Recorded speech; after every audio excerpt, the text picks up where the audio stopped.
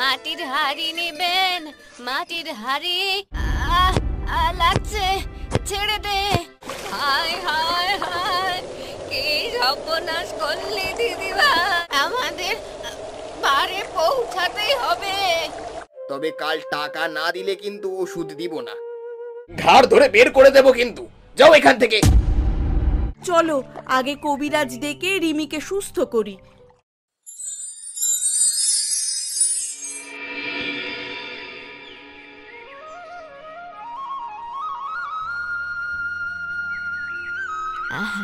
দিদি ভাই, আর কিছু দিনের ভেতর নতুন করে শহর থেকে আবার মাটির হাঁড়ি পাতিল কিনতে হবে। বলি, তুই বাড়ির দিকটা সামলা দিদি ভাই। আজ আমি এগুলো বিক্রি করে তোর জন্য লাল পাড়ের ফিতা আনবো চুল বাঁধতে। সত্যি বলছো গো ঠাকুমা? ঠিক আছে, আমি বাড়িতেই থাকছি। তাহলে তুমি বরং একাই যাও মাটির হাঁড়ি পাতিল বিক্রি করতে। আমি বাড়িতে থেকে সমস্ত বাড়িটা পরিষ্কার করে রান্না বান্না সব সেরে রাখবো খন।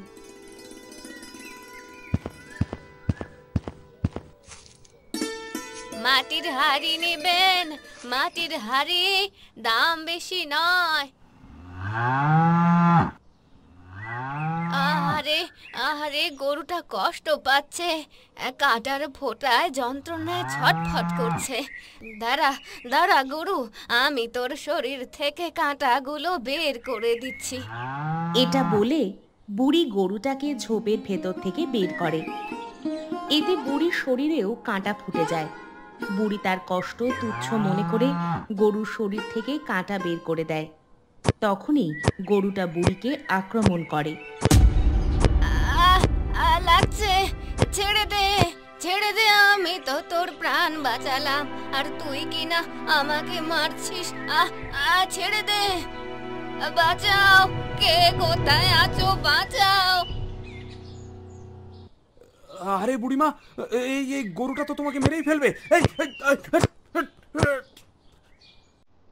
ওহ, আর একটু হলেই তো তুমি মারা যেতে বুড়িমা। ভাগ্যিস আমি এসেছিলাম। আচ্ছা আচ্ছা, আমি আসি গো, আমার একটা জরুরি কাজ আছে। কি কাজ বাবা, আমাকে বলো। আজ তোমার জন্য আমি বেঁচে গেছি, দেখি কাজটা শেষ করতে পারি নাকি। বাড়িতে ছেলেটার খুব শরীর খারাপ, কাছে টাকা নেই গো। দেখি কোথাও টাকার ব্যবস্থা করতে পারি নাকি, না হলে যে ছেলেটা ওষুধ না খেয়েই মরবে।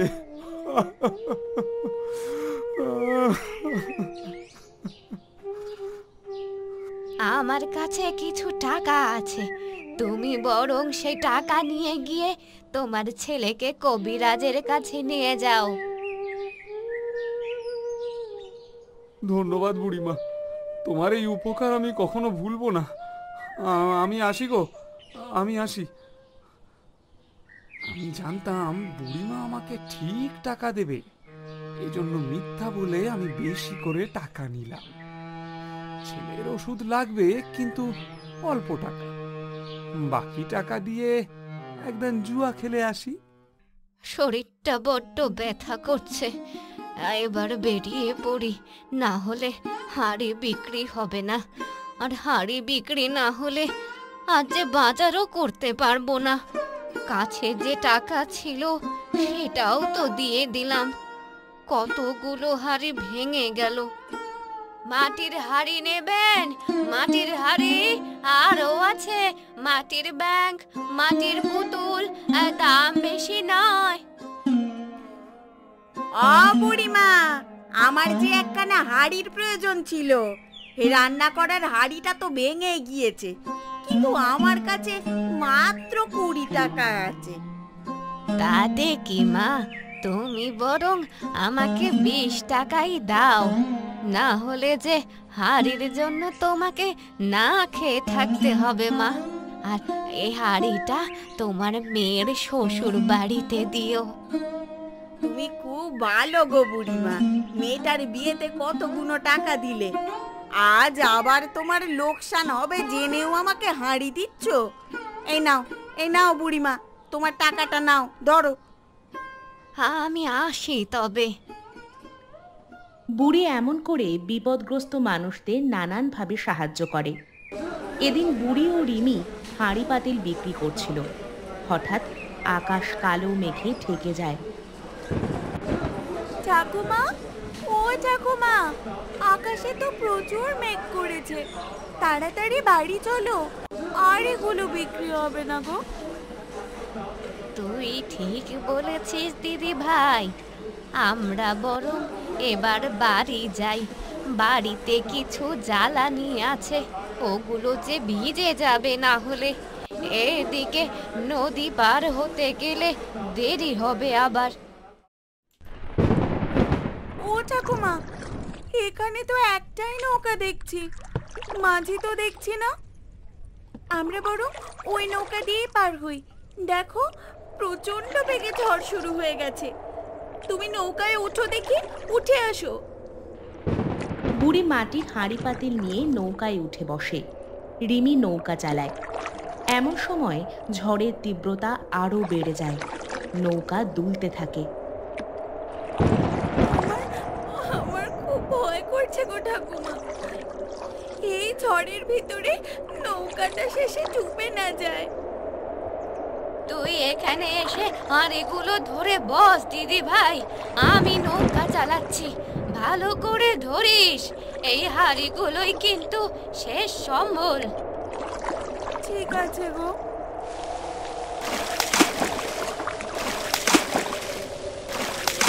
হায় হায় হায়, কি সর্বনাশ করলি দিদি ভাই, সব শেষ হয়ে গেল আমার।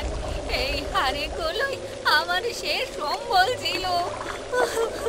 সব কত টাকা খরচ করে এইসব কিনেছিলাম। আমি তো ইচ্ছা করে ফেলিনি গো, চিন্তা করো না, ঠাকুর আছেন, ঠাকুর ঠিক একটা ব্যবস্থা করে দেবেন। কি, নৌকাতে তো ফুটো হয়ে গেছে, জল ঢুকছে নৌকায়। কি বলছিস কি তুই? বাড়ি পৌঁছানোর তো এখনো অনেক দেরি, আমরা যে তলিয়ে যাব। কে আছো? বাঁচাও, বাঁচাও, কে আছো? কে আছো? বাঁচাও, কে আছো? বাঁচাও। ও ঠাকুমা, এবার কি হবে? ওই যে দেখো, দূরে একটা নৌকা দেখা যাচ্ছে, কিন্তু ওই নৌকা আসতে আসতে তো আমরা তলিয়ে যাব। দিদি ভাই, দিদি ভাই, একটু সাঁতার কাটার চেষ্টা কর, আমাদের পারে পৌঁছাতেই হবে। আরে বুড়িমা, তুমি ডুবে যাবে। তুমি নৌকায় ওঠো। মাধবী, তুমি বুড়িমার হাতটা ধরো। বাবা, আমার নাতনিটা তলিয়ে যাচ্ছে, ওকে বাঁচাও। আমার নাতনি ছাড়া যে আমার দুনিয়াতে কেউ নেই। ও বুড়িমা, তুমি শান্ত হয়ে বসো। ওগো, তুমি দেখো তো মেয়েটা কোথায় আছে, আমি নৌকা চালাচ্ছি। ওই যে তলিয়ে যাচ্ছে, তাড়াতাড়ি তোলো ওকে।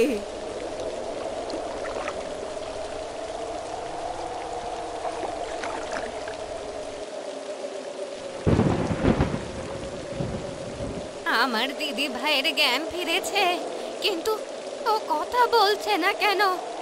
এদিকে বৃষ্টিও পড়ছে, মেয়েটাকে বাড়িতে নিতে হবে। কবিরাজ ডাকতে হবে। ও ঠাকুমা, তোমার নাতনি তো তাকিয়েছে, তুমি বরং তোমার নাতনিকে নিয়ে বাড়িতে যাও, আমাদেরকে টাকা দাও, আমরা বরং কবিরাজকে বলে ওষুধ আনি। ও চাচা, এই মেয়েটাকে একটু বাড়িতে পৌঁছে দাও দেখি। তোমাদের এই উপকার আমি কোনোদিনও ভুলবো না। ভাই চলো তবে, ও হাঁটতে পারবে না, কথাও বলছে না। হয়েছিল বৌদি তোমার নাতনি? ভাই, ও নদীতে ডুবে গিয়েছিল। বাবা, তোমরা তবে তাড়াতাড়ি কবিরাজ ডেকে এনো, আমরা গেলাম। চলো ভাই।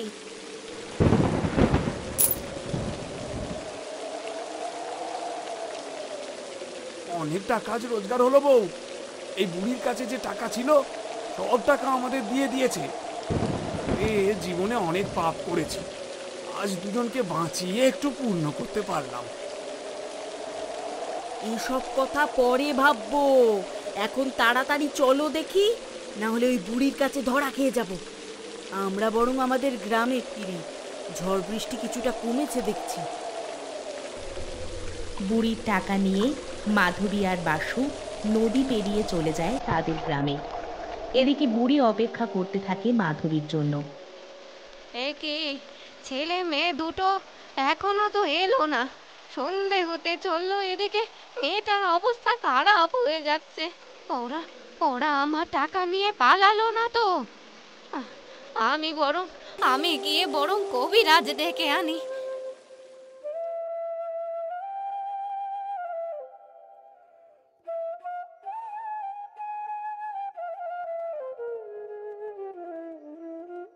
চিন্তা করবেন না বুড়িমা, ওষুধ খেলে আস্তে আস্তে সুস্থ হয়ে যাবে রিমি। প্রতিদিন অনেক টাকার ওষুধ লাগবে মেয়েটার। বলছি, তোমাকে তো আজ টাকা দিতে পারবো না কবিরাজ মশাই। আমার সব টাকা একজন নিয়ে চলে গেছে। এ যুগে কাউকে বিশ্বাস করতে নেই বুড়িমা। আজ আমি আসি, তবে কাল টাকা না দিলে কিন্তু ওষুধ দিব না। কবিরাজ চলে যায়। বুড়ি রিমির অনেক খেয়াল রাখে। রিমি তেমন নড়াচড়া করতে পারে না। পরের দিন কাছে তো কোনো টাকা নেই। আমি শহর থেকে হাঁড়ি পাতিল পুতুল ব্যাংক এসব কিনবো নাকি রিমির চিকিৎসা করাবো। এদিকে কবিরাজকেও টাকা না দিলে রিমির ওষুধ দিবে না। হ্যাঁ, কাজ করি, মোড়লের কাছে যাই। মোড়ল মশাই, আমার কিছু টাকার বড্ড প্রয়োজন। আমাকে কিছু টাকা দিন না, কিছু দিনের ভেতর শোধ করে দেব। তোমাকে টাকা দিব? আরে বুড়ি, তোমার জন্য আমার কত টাকা লস গিয়েছে জানো? যেই বিপদে পড়ে তুমি তাকেই সাহায্য করো। আমার কাছে কেউ টাকা নেয় না, এতে করে আমি লাভে টাকাও দিতে পারি না। তোমাকে টাকা দিলে আমার টাকা লাভের ব্যবসা মোটেই চলবে না। আমি আর কাউকে সাহায্য করব না, দয়া করে আমাকে কিছু টাকা দিন। ঘাড় ধরে বের করে দেব কিন্তু, যাও এখান থেকে।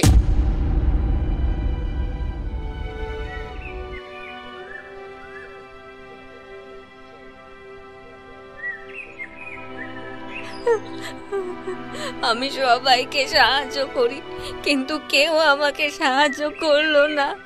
রিমি মরার আগে আমি নিজেই মরব। মেয়েটার কষ্ট যে চোখে দেখতে পারছি না।